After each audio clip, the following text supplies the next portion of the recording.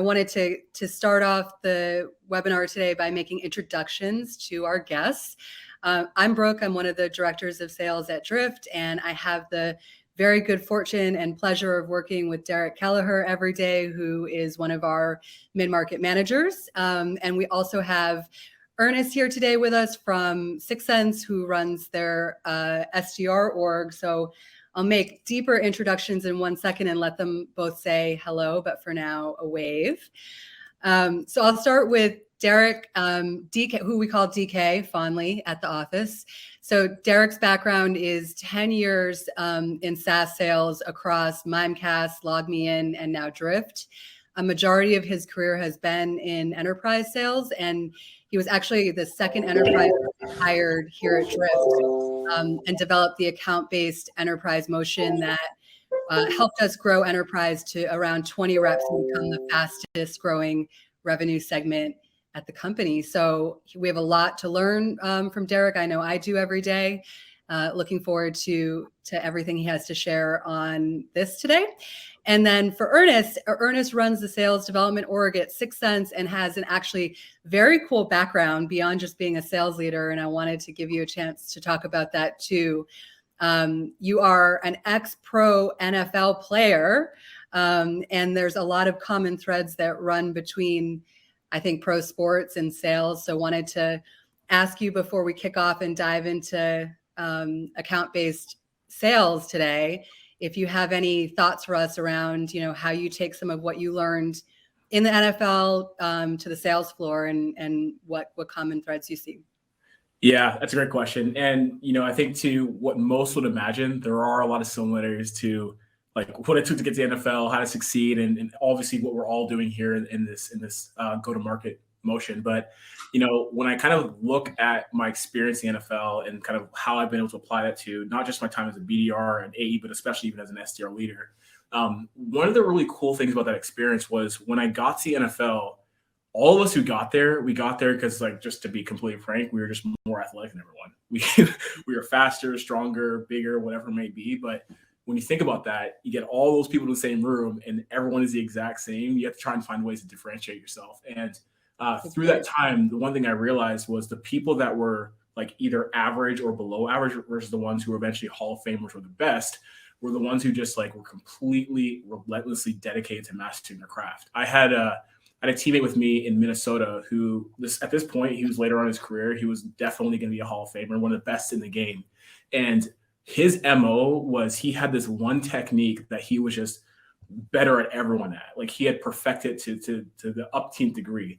And the really cool thing about that was, me sitting there as a rookie and seeing this person who probably towards the tail end of his career, making tens of millions of dollars every single year, literally at the end of every single practice or before every single practice, he was just perfecting that one move that would always work for him.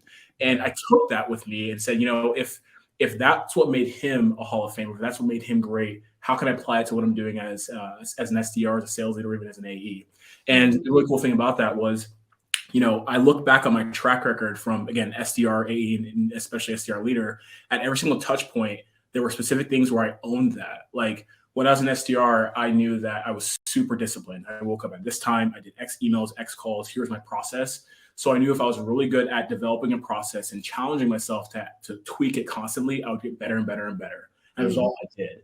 The same thing could have been said about my time as an AE. When I first started, I was horrible, but I was really, really good at building pipelines. So I knew that even if I was able to build enough pipeline, even if my win rates weren't strong enough, I could build enough to hit my target. So, and I've also been able to do that as an SDR leader as well, but just being very conscious of what your strengths are and owning them and just keep getting better at them every single day is something that made some of the greats in the NFL and what applies to what makes great people in those revenue motion. I love that. And I'm just such a big believer in practice. And, we spend a lot of time at Drift in film review, always working on the craft. And it's like where your strengths are is exactly where you don't want to ever get too comfortable and just, stop practicing and start to float. So I love that. I love that story. And it actually reminds me of my son, who's a freshman in high school right now. And he's actually a basketball player and he's varsity as a freshman. And he's either in practice, at a game, in the gym, working one-on-one with his one-on-one coach, or he's like reading up on sports and following the Celtics. But there's just so much that you get in terms of fundamentals from sports and that discipline and owning practice and leaning into your strengths that I think carry us through into our professional careers very well. So I'll have to introduce him to you at some point. He'd love to meet you, I'm sure. Love it. All right. So let's switch gears to talking about account-based selling, which is what we're here for today. We're going to dive in and start with some discussion around finding your ICP fit. So I'll start with this very sterile definition of what ICP stands for, but it defines the firmographic, environmental, and behavioral attributes of accounts that are expected to become a company's most valuable customers. So if you look it up, which I actually did before this, that's what it says. But I want to get your take, and maybe we can start with you, DK, around what you think of that definition as it relates to the reality at a company like ours. Yeah, I mean, I agree with the definition. I definitely think it's probably a little bit more academic and wordy than it necessarily needs to be. But I mean, I think the way I think about ICP in a more simple manner is, it's the profile and the profile / type of accounts and companies that are set up to get the most value out of your solution. And in turn, they're the ones that make the most sense for you to prioritize as an organization and then also as an individual seller. So I agree with the definition for sure. But I mean, that's kind of the way I more simply think about the notion of ICP. Ernest, how about you? Yeah, I completely agree with that. And I think to what DK said, it's more about the profile that's going to help you win. But I think if there's one thing that we all need to be conscious of is at times that profile might change periodically. Yeah. If you think about it, Brooke, you talked about the definition around like firmographic as well as demographic information. Think about some organizations. I'll kind of take a flashback to COVID, I guess, a little over 2 years ago. There were organizations that were selling into travel hospitality, selling into retail, and that was their main ICP. Yeah. When COVID initially happened, that had to change a little bit because there were other industries that need their product more or less because of everything going on in the environment. So though I do agree with that definition, it is important to know like actually what your ICP is and be conscious of the fact that at times it might change depending on what's going on in the market and how your industry is evolving. Mm-hmm. A lot of pivoting happened at the beginning of COVID. Like it seems like so long ago now, but that was a really challenging time for anyone that was selling into those very specific industries. So in thinking about this specifically as a rep, Derek, do you have any thoughts around how reps can think about ICP in terms of building pipeline, prospecting? From a rep level? At a rep level, yeah. Yeah, I mean, I would say, I think, from a rep level, I think one thing that really has steered me personally well in my career, and I think it's something, where I've also seen others get tripped up is, when you're looking at your book of business and you're looking at your accounts, really going through systematically and understanding if I own 250 accounts, well, what are the ones where I want to be spending the bulk of the time and really looking deep into which accounts in my book are the ones that are set up to get the most value, out of my solution. Right. So a lot of organizations will have their sales ops team, Drift and Sixth Sense obviously do this with, they put in a lot of work to score these accounts, and you weigh a lot of firmographic and technical data to score the accounts, whatever, A through B through C through D. But, as a rep, if you're not looking at your accounts deeper, if you're just taking that account score at face value, I don't know, good luck. I hope you have the best ops team in the world, right? Because in large part, that's not going to be able to completely steer you. So my approach was always to look at my book of business and try to say, okay, what are the accounts that, these are really not going to be ones that I'm going to prioritize from an outbound point of view. They're not a good fit. If anything, they're actually maybe a bad fit. Right? Specific industries where our product is really not set up to sell to right now. We really don't want to prioritize these. That's, one bucket. I'd say another bucket was ones where, look, is there a potential use case here? Yes, but I don't think there's a ton of value that the company's going to get out of our solution. It's going to be limited value. So for something like Drift, we look at website traffic. If you have super low website traffic, you're only going to get so much value out of a solution like Drift. So I'd put those in another bucket where, look, if they come inbound, great, we've got something to talk to them about, but it's not going to really be something I really focus on outbound. And then I would try to say, okay, look, what now is left? Because that's going to be a combination of really, ICP accounts, ones that are really, right in our wheelhouse. And then there's going to be ones that are probably a little bit more of a niche fit. They're not necessarily a traditional fit, but they're still really good fits based on a number of criteria, and we can get good value out of them. And those are the ones where at Drift, normally we're looking at a set of accounts per rep, anywhere from, call it, what is it, Brooke, right? 200 to 250 maybe per rep for new business rep. I've probably got 120 that fall into that ICP, non-ICP, but still a good fit. And those are the ones where I'm really going to do a ton of research, and I want to prioritize those accounts out by top 20, 20 through 50, 50 through 75, and on and on.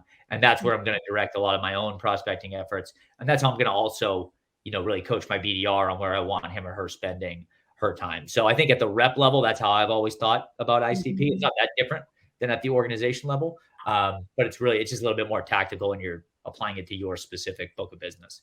Yeah. I love the way you explained it. And, sometimes I think that, reps can fall into a pattern of just like going for volume, right? You're just hitting up everybody, when in actuality, you do want to spend the time really figuring out where's the best part of my list and how am I going to spend extra time, do extra research on that account, meet additional people at that account. And maybe you are really heavy on that end of things and a little bit lighter on the lower end of your list. The other thing that you mentioned that stands out to me, which is a little bit longer term thinking, is you want to be really careful that you are selling to your ICP fit customers and intentionally not selling to customers that aren't a great fit, because they aren't going to do well. Even if you can sell them, they aren't going to do well with your product. They're going to be unhappy and have a poor experience, which isn't good for them and isn't good for your company either. So, ICP is really important, not just for building pipeline and closing deals, but for the long term too. Yeah. And you bring up one thing just to add, I think one thing that I've seen, for folks on the call, right, that are maybe, more in the enterprise segment or even the higher end of mid-market, a lot of times when I remember we had a rep that got hired the same day as me at Drift, and he didn't do well because, he came in and he was trying to sell to Kmart and Walmart and, all these companies where at the time there was so much greenfield with Drift. There was B2B companies left and right that weren't optimizing their site, but he wanted to go land some flashy logo like Kmart. Meanwhile, we had no solution that was set up to support Kmart. So I think in enterprise, you have reps that have a tendency to come in and want to land, the whale accounts and the blue chip logos. But if you don't have a product that's built for them, at the end of the day, to your point, it's either a waste of time or, Brooke, you're going to sell a deal that probably is going to churn. And the company's not really better off for it in the end. Mm-hmm. And switching gears over to you, Ernest, do you see anything that reps do regularly that's a mistake in terms of ICP? Yeah, it's exactly what DK just mentioned. I can even think about my time as an SDR. A lot of times you'll have people look at an organization and say, I want to win a deal with that company because it's a shiny logo, it's a whale account, we must win.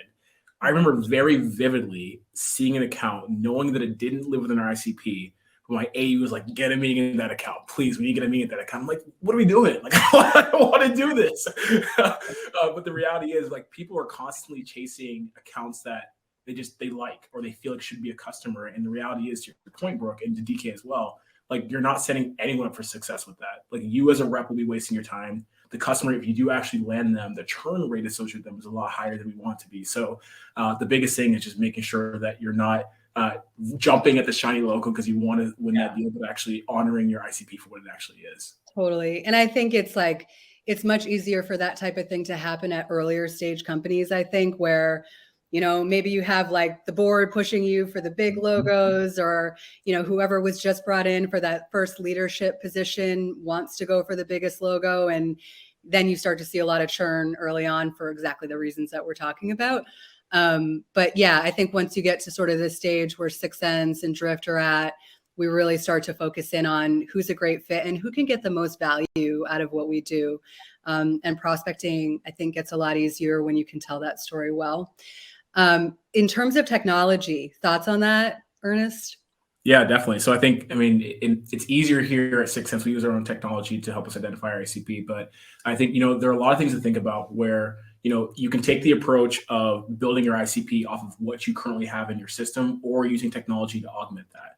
Obviously, using technology does make things a little bit more efficient and stronger. But with what we have here at 6sense, being able to see all this information together, compiled on the account level, makes it a lot easier. But even if you're not doing that, I think at the very minimum of what you want to do is, based upon the definitions that you talked about, Brooke, knowing, firmographic, technographic, whatever it may be, and aligning your win rates and loss rates to the accounts within that and have some kind of definition. I think at a core, you want to at least have something. Don't just randomly go after accounts because it's not efficient, but technology will augment it and make it a lot stronger and more efficient for your team. And you will see higher win rates if you're a lot more data driven with how you're attacking your ICP.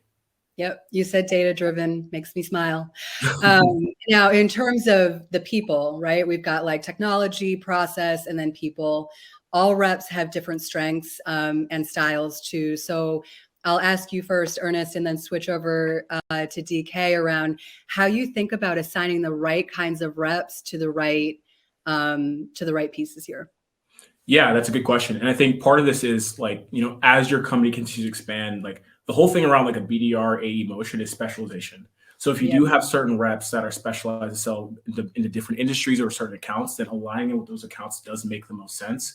Now, not every organization is set up to do that accordingly, but there is an aspect, if you can put yourself in a situation where you do have that specialization based upon ICP, to honor that and put your reps in a situation where they can win. DK? Yeah, in terms of assigning the right reps to the right accounts, I mean, I like to think about it, go back to, kind of football, right? Like football is not football. There's a lot of different positions. Tom Brady's not lining up as a receiver anytime soon, right? He may know the position, but he doesn't have the skills to play that position. And so I think, that's where, again, as you're looking at an inside sales organization with a mid-market team or an enterprise team, those are far different skill sets. And so, again, it depends on, I think the unique thing about a lot of companies will look at enterprise and say, well, yeah, it's companies that are 10,000 employees and above. And maybe that works with certain product offerings. But, for a product, again, I'm going to relate it to Drift. A lot of our value is based on the website traffic that a company has. Now, you could have 200 employees and you could have 5 million visits to your site. You could have 2,000 employees and have 20,000 visits to your site, right? What's enterprise? Depends on the definition. But we want to take, reps and set them up for success at the end of the day. If you don't have the skill set and the experience of having sold, to not necessarily a larger company, but that larger solution-based sale where it's much more going to be, a value-based sale, we don't necessarily want to align you with those accounts. Maybe that's where you want to get to in your career, but we're setting you up for failure as a rep if we're going to assign you to those accounts right away. So I like to think about it that way of, skilled players in football, what does their prior experience look like? And then more so as you're assessing candidates and assessing reps, like what skills do they have, and trying to then map those against accounts where you're going to set the rep up for success, but you're also going to optimize the team to, hopefully generate the most revenue at the end of the day. Yep. And then I always come back around to the customer experience too, on the other end, which is our buyers are just going to get a better experience as well if the right player's in the right spot that's helping them out as well. Right. Yep.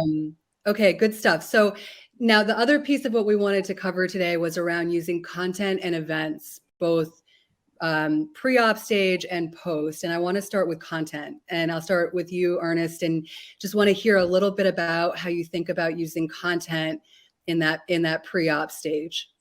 Yeah, that's a good question. And, kind of going back to what we do here at 6sense, we obviously use our product for everything that we do. But the most important thing that we've realized with content is you have to respect the buying committee and where they're at in their process. There are different kinds of content that people should be served based upon their readiness to buy. And we honor that. So, for example, what we do here is if we have an account and we realize that they're not in market right now, but they are within our ICP, our marketing team sends, and I'll use an example of account-based marketing. That's a general term that we typically sell into. If there's an organization that's not in market to buy right now, but they are within our ICP, our marketing team will start sending educational content to tell them what is account-based. What does it mean for sales teams? What does it mean for marketing? What does it mean for operations? Just to help the team start to familiarize themselves and get to that point, you're kind of creating a project for them, right? Yep. And then as they start moving down this buying funnel to the point where we eventually do open opportunity with them, the next step is to take a look at, okay, so we know they know what account-based marketing means at a high level. What I need to think about if I want to start buying an account-based solution. So we have specific content around a buying guide for all different personas around what they should be focusing on with its account-based motion. And then last but not least, once they're about to almost open opportunity with us, we actually send, and this is probably more or less where the BDR team comes into play, because we know they're more or less in market. We send them specific content that's a lot more tangible to digest and to share internally to get additional stakeholders to buy into the process that shows exactly what kind of impact can happen if they are taking an account-based approach. But the most important thing to think about is you can't just send content, at random. Really having a strong understanding of what the content means at the organizational level and setting them accordingly to drive action is the most important thing. Yep, totally. And DK, this is something that we think about at Drift a lot, which is, where is your buyer at? What stage of the journey are they at? And how can you be helping them the right way at the right time and meeting them where they are? So what are your thoughts around the same topic with using marketing content in the sale? Yeah, I think Ernest really touched on it nicely. I mean, I think if you don't have an opportunity or not an active discussion with an account, the way we've kind of bucketed content is, I would say, almost primarily around kind of three things, right? One, we're trying to educate them on the problems that our solution solves, but we're not necessarily jamming our solution really hard on them in the content, right? It's more educational, trying to help them understand the problem itself. And then I think the second would be kind of showing them how relevant that specific problem is, to their business, or more likely to companies like them, right? Again, kind of around this idea of educating. And then I think, to Ernest's point, right, if we're getting them to the point where we think that they're more in market or they're open to a discussion, I think then really trying to, call it proof points, call it case studies, but trying to speak more to how we've helped companies that really look like them in their industry, whatever it may be, solve this problem. So I think that's how we kind of think about it pre-op, where it's really around, education of the problem. And then as they get closer to actually wanting to engage, education about how we have solved that problem and how we've solved it with companies that look like them. Mm-hmm. And ultimately that gets them more sales ready. So they've gone through that part of the education process before they're into their calls with their rep, and the rep isn't trying to move that entire rock up the mountain. That education has happened, and now we can get into a proper evaluation, right? DK, I'm going to stay with you for a minute and switch gears to, once the opportunity has been created, how you think about leveraging the right content there. Yeah, I think a lot of reps probably, and I know I've been guilty of doing this at times in my career. I've been better about it for a stretch of a quarter or two, and then I fall off. Really using content effectively. Post once you have an op, right? It's pretty easy to just kind of think, now I don't really need to do that, but it really can help. It can help in a number of ways, right? You can help develop a champion better. You can help get higher in the account. You can help get more people involved, and you can just help, I think, build more rapport as a whole with the account and look like more of an expert, right? So I've always tried to find the right balance between, once we have an opportunity, I don't want every piece of content I send to them to be Drift sponsored content, right? Because you're just kind of beating them over the head with your product. Hey, here's why you should buy what I have. So I think finding that right balance between your specific company's content and then third-party pieces that are really, again, more around helping them understand industry's trends, helping to educate them. Obviously, it's stuff that your product kind of relates to, right? But, for us, we're selling to marketing and sales leaders. The CMO at a company is probably more interested in a McKinsey report or a Forrester-sponsored survey with, relevant industry findings than she is my company's product in a one-page my company does, right? So I think that's how I've thought about content. And the other thing I'll just add on that would be, I think we're lucky at Drift. We've got a great marketing team. They do a really nice job, finding and sourcing third-party content for us. But as a seller, you really shouldn't be thinking marketing is going to do that for you all the time, right? It's up to you to stay up to date on industry trends. You should want to be knowledgeable about what's going on in your industry and what's going on in your market. Again, that's just something that's going to make you more valuable to your prospects and to your customers in the future. So, I think reps need to take it on themselves to dedicate a certain amount of time to staying up to date on trends, right? For us, a big trend is like moving into this cookieless world. If you're going to be a great rep, you need to know how to speak to that. Mediocre rep, probably not even going to, bother looking at it, right? So taking a little bit of the ownership on yourself to source some of that third-party content, but that's how I've always kind of thought about it, post-sale. And again, it's aimed at doing things. Whether developing a champion, getting higher in the account, getting more stakeholders involved, in ultimately, hopefully accelerating a deal to close faster. 100%. And I think we should stay on that topic for one more second about how important it is to be really well educated yourself as a seller about what's going on in the industries that you're selling into and the other technology that your buyers are buying, because it makes you so much more valuable. And, at Drift, we've been talking a lot lately about how important it is for sellers to be able to provide some level of insight in every interaction, on every call. Every time you're talking to that prospect or to that buyer, you're bringing something to the table that they otherwise didn't have access to, like they couldn't find it on your website. And so to your point, DK, if you're only sharing content that your own company produces, even if it's really great content, they maybe already would have seen it. And your ability to follow and track the news that's going on, other players in your space and what they're producing and sharing that makes you more of an advisor, and your prospects will actually want to get on the phone and join calls with you because you're not just going through, the regular sales motion that every other rep is.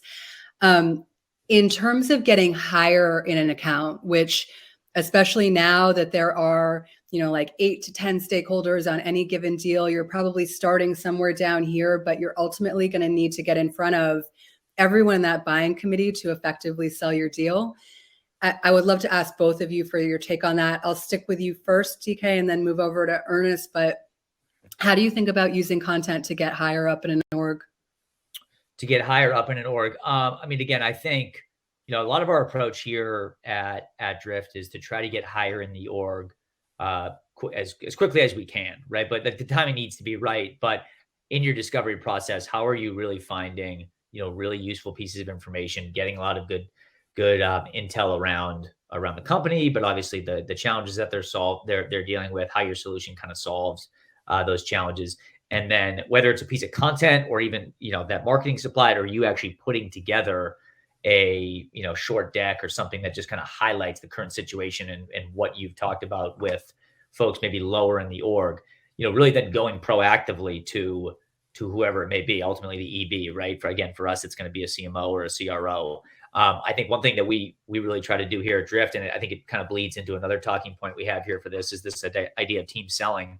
But, we want our reps to be able to get a lot of good intel early on in the discovery process. And then we want to get our executives internally involved. We want them to be the ones that are then sending that deck or that piece of content to the CMO at the prospect, saying, hey, my team let me know that we've been in discussion, happy to connect one-on-one about this, but here's a breakdown, right? So we're really kind of focused on doing that, right? How can we kind of establish executive connections between us and then our prospects early on? But again, doing it in the right way where we've got enough intel to put together a piece of content as reps and or to leverage, a piece that marketing has sourced. That reminds me of a deal that we're working on actually just this week. So it wasn't that long ago. But one of the executives that came through the deal pretty late stage is the global VP of operations for that prospect. Our VP of global operations, we pinged him. We let him know that we're working with someone who's in the same exact role. He reached out, offered to be a resource, and also gave us a link to a webinar that he had run like a year ago, talking about how he laid the foundation for ops on Drift himself, so that, like that VP of global operations at the prospects company could relate, they're shoulder to shoulder. And that's really helpful just in terms of how to mix your executives and content and do some great team selling, which we're big believers in. Ernest, how about you? How do you think about getting a little bit higher into organizations and being valuable to higher level stakeholders with content? Yeah, it's a great question. So the one thing that we've always noticed, and I've seen this from my time as an SDR, as an AE, as well as the teams that I've led, is typically your C-suite, your higher executives want to learn what they don't know about the industry, about the bigger picture of things. So always noticing if you have any kind of content that aligns to any kind of research papers, any kind of like a Forrester or Gartner type of content aligns closely to that.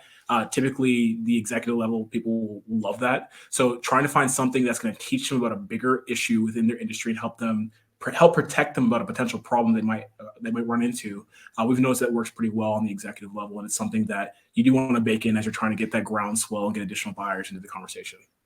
Totally agree. And like if you really step back and think about it, what a CFO is thinking about and cares about is going to be so different from what the CMO is thinking about and cares about as it relates to your product and what you do every day is different than what the VP of Demand Gen is thinking about. So being really thoughtful and strategic, which I think has become like table stakes in sales these days. I don't care if you're selling a $20,000 product or a $1 million product. The more you can think like this and really go out of your way to be valuable to your buyers in every role that they're in, you're going to get that leg up against your competition in all of your sales. I'm going to switch gears to take questions from the audience for a second, and then we'll come back to what we had laid out. But I think this one's going to be for you, Ernest. So question from the audience. I love the football analogy as well. Regarding the Hail Marys to pre-ops when targeting ICPs that are not in market yet, the content that you chose to Hail Mary with is extremely important. It's like being more skilled when making the throw. Curious as to what sort of messaging you may be using when you throw that Hail Mary to an ICP that's not currently in market, but you want to try and book. Well, first, I got to say, I love this analogy. It's making me want to go back and play football. But the most important thing I take in consideration with that is, again, it does depend on where they're at in their journey. And as much as we want the meeting right now, we do have to respect their process. So when you are making that Hail Mary approach, what always wins is value. But that's the one thing that we know across the board with any kind of messaging or content we produce, that we want to show that to our customers and prospects. So when you are in a situation where someone's not in market and they're a little bit more in that education focused phase, making sure that you're educating with something tangible to learn based upon, that's something I'd highly encourage to kind of hopefully maybe get them to kick over a little bit, but also respect their process and the fact that you need to learn a little bit more. Yeah. Anything to add to that, DK? I'm putting you on the spot, but yeah, I mean, from a football perspective, I did play in high school, but I'm 5'7", 150 pounds, so I'm not going to speak too much to football. But I mean, I think it goes back to, whether you're trying to get into a really good fit account that's not quite ready, or you're trying to get higher in an account, right? Go to the C level. I think one thing that always resonated with me, one of my mentors really touched on, is when you're approaching C levels, you want to actually try to shy away from discovery, as much as that sounds weird, and lead with insights. Hey, here's what I've learned about your company. Here's some problems I potentially see. Here's some things where we might be able to help. I think that approach is really strong also when you're going after a really good fit account that just is potentially not quite ready to talk to you yet, right? Can you articulate what research you've done about the company, what you see as potential problems, and then again, just touch on where you think you might be able to help. That would be my 2 cents on that. So let's talk events. At the end of last year, Sixth Sense and Drift did an Ascend event together. And what that is a really intimate event for really high value ops that are deep in a sales cycle with us. And we want to bring them into the fold and improve our chances of winning that business. So DK, I know you were very close to some of these last year. Can you talk a little bit about how some of these virtual events have been able to help our team with in-progress ops? Yeah, absolutely. Virtual. And then I think also, thankfully, since we're, coming out of this pandemic, doing more of these virtual in-person events too, whether that's, like we're doing some event where we've got some tickets to the US Open here in Boston coming up in June, right? So, but, I think I've always, especially as an enterprise rep with larger deals that you're working, I always viewed events as a way to accelerate a current deal. And I would try to use them that way, not necessarily to get into a deal, but to accelerate current deals. These events that we did were really, really effective. Again, depending on, I think, you want to try to do between your sales and marketing leadership is say, all right, who's the persona we're going after with this event? Is it director level? Is it VP? Is it C level? And you want to stick to that. C levels don't necessarily want to be going to an event with a director level. Kind of sounds snobby, but it is true. And so, if you've got that persona that you're going after, for me, I was always focused on, well, look, if it's a director level event, who am I talking to? Who's my daily contact in the account, right? If they're not at director level, then I want to try to use this to get higher in the account. How can I have this event actually help my coach or my champion look good, because they can go invite their boss to this virtual event where in our case, we're sending them bottles of wine or something like that, right? But it made my champion look good. It may even be, an event that my champion can go to, right? Depending on the level my champion's at, right? If I'm already at a director or VP level. So it's just fortifying the relationship and the the strength of the trust between me and my champion. And then I think, lastly, it's a way to potentially get to the C level as well, right? So it helps me get higher in the accounts. It certainly helps me build more trust with my champion if I can get them to the event or make them look good with their boss. And then I think, ultimately it also helped me get wider in a lot of accounts. I know, we have an account that, it's over $500,000 that, we had several of these events where we had different stakeholders, depending on what the audience was, go to these events. And I had no contact with these folks before we did these. So for me, it was really, really effective in those three areas: building a champion, getting higher, and getting wider in an account where we already have an opportunity. And again, ultimately, it helped get these deals done faster, no doubt. Hard for me to say how much faster, but no doubt they happen faster than they would have. Mm-hmm. So when, those higher level stakeholders had to make an approval on the deal being pushed through, it was a lot easier for them because they're not like, what is Drift? I was the guy that sent them a bottle of wine. Exactly. Yeah. It goes a long way. It's like, sometimes I actually think that a lot of sales has changed and then some things have stayed the same, but it's like, how do you warm people up and just be human with them while we're selling? So before I switch gears to in-person events, any additional thoughts, Ernest, on virtual in addition to what DK just mentioned?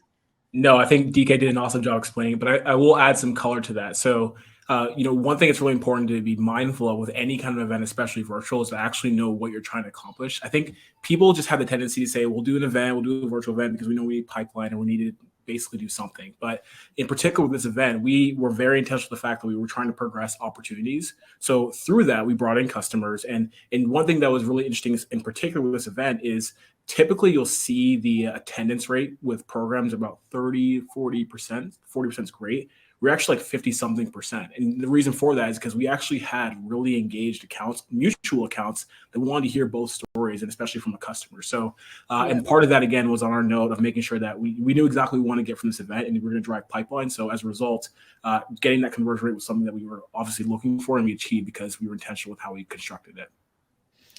Now, on in-person events, I heard you've been on the road lately, which I actually don't know how you're doing it because for everyone in the audience, I heard at the beginning before we kicked off this webinar that Ernest now has 2-year-old triplets, which is wild to me. So I don't exactly know how you're juggling being on the road, but tell us a little bit about how that's been going and what you've been learning lately about being out in person again. Yeah, so I will say for those of you who have not been on the road yet, I just highly encourage you to do it based on your comfortability level, obviously. And I will say my first event in person, I found myself holding a cup of water and constantly sipping because I just felt so awkward. I wasn't ready to have conversations. I kind of forgot what it was like. It had been over 2 years in which I had professional conversations with people and I didn't really know what to do. So I encourage everyone to just jump into the pond and get used to that initially. But, I think to what you both mentioned earlier, part of the reason why in-person events are so valuable is because there is an aspect of relationship selling that we have to honor. And, the virtual events, the Zoom meetings, or maybe they're great to, build connections, but there's nothing stronger than like actually being in front of someone, building a relationship and talking to them. So for us, again, part of what we're trying to do is we have our accounts that we're trying to get into. We know what we want to do, but building those relationships, especially across all different levels and all different buying teams, is critical. So, if you are in a place where you are comfortable, you want to do that, highly encourage everyone to do it because it does progress deals. And we've seen a lot of success in that initially. It really does. And I know how you feel. I was on the road myself in March. We had our big event down in Miami. So now it's been a couple months. But I also got there and I'm like, wait, I used to be able to do this so well and like be in front of other people. And but at the end of the day, it was really nice. We did deals down there, like we met prospects that ended up buying Drift the next week. And I can't say that would have happened any other way. So definitely, I agree with you, Ernest. Like if anyone in the audience just needs to dive back in, we say go for it. All right, we're coming up close to the end of the time that we have today. We'll definitely be able to take a few more questions from anyone who has them. But I'm just going to ask you, DK, on this one. Yeah.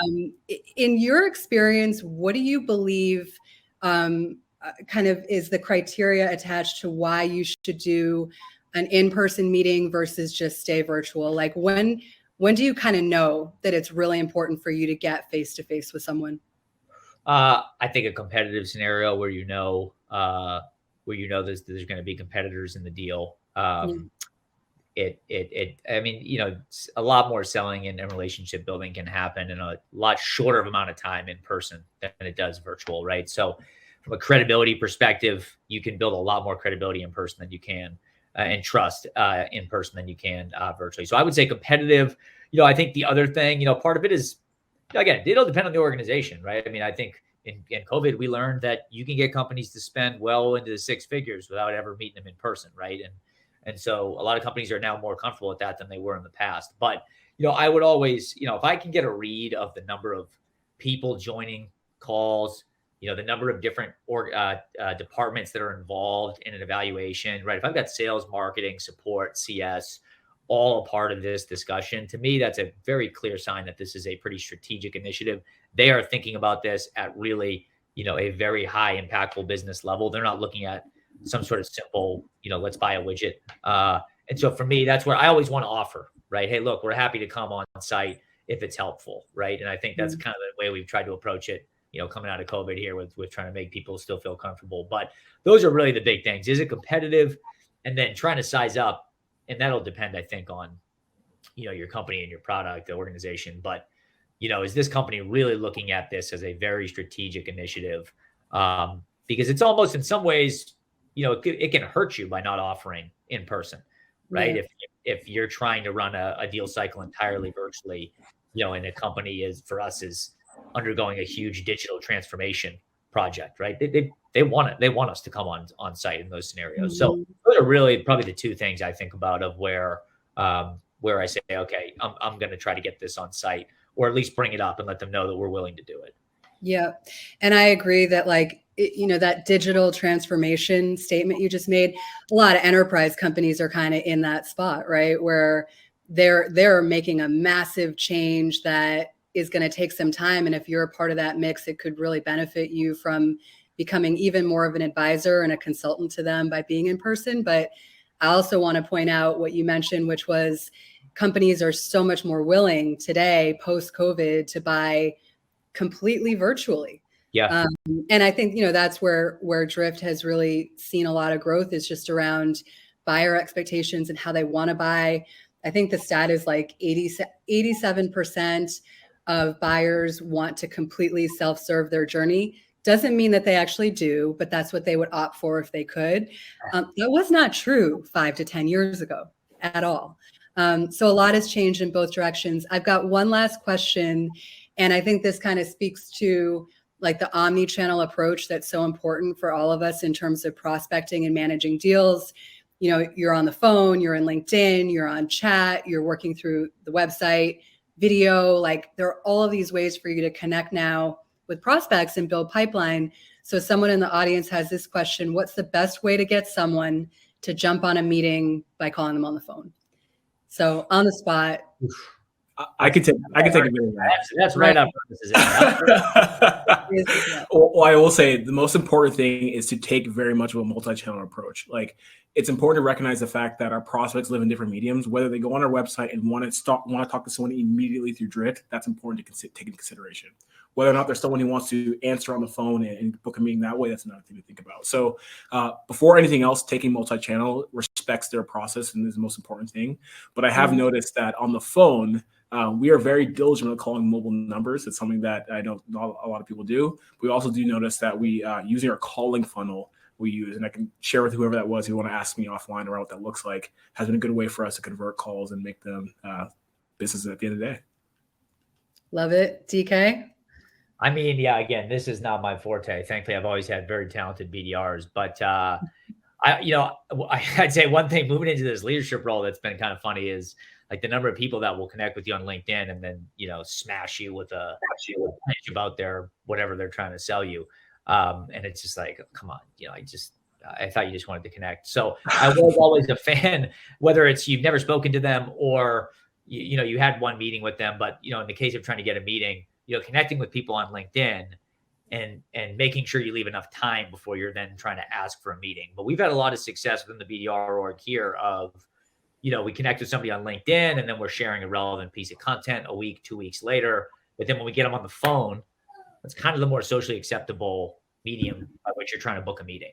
And so that's where we're getting pretty direct and to the point of trying to book the meeting, but using the social channels to be a little bit softer, at least up front, right? And I can definitely speak to it now, seeing it from the other end of when someone connects with you right on LinkedIn and just tries to book the meeting right then and there with you.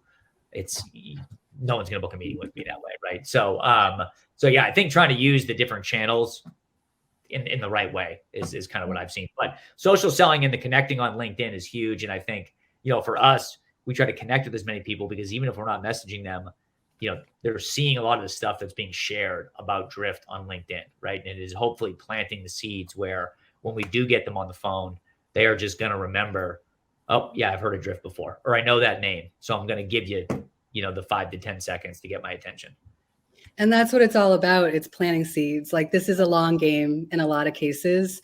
And sometimes I think we forget that in the day-to-day that, you may connect with someone today and they don't end up buying from you for 6, 7, 8 months, but it was all about planting those seeds and being front and center. So when the timing is right for them and they have the need, they think of you, and it becomes that much easier to get the appointment. I dropped my LinkedIn into the chat, and maybe if you two can drop your LinkedIn into the chat as well on the public side, then we can all connect after this webinar. We'd love to meet, to know you all.